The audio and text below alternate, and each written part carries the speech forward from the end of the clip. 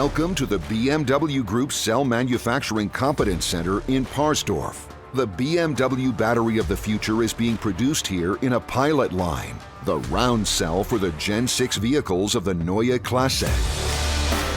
On 15,000 square meters, around 80 project participants simulate the production of a battery cell in large-scale production to set new standards for e-mobility in the future.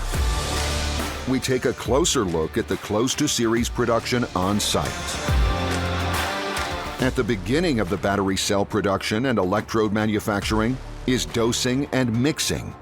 In this production step, various active materials, solvents, and binders are mixed together and combined to form the so-called slurry.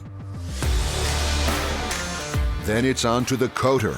Here, wafer-thin carrier foils made of copper for the anode and aluminum for the cathode are continuously coated with the slurry.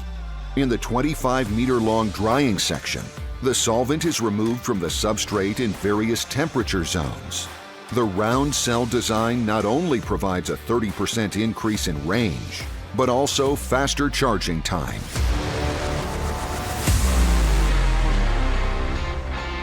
In the next step, the calendaring, the foils are compacted by several pairs of rollers to maximize the energy content of the battery.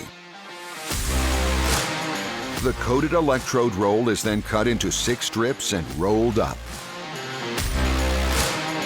In the winder, the electrodes are coiled together with the separator to form the so-called jelly roll.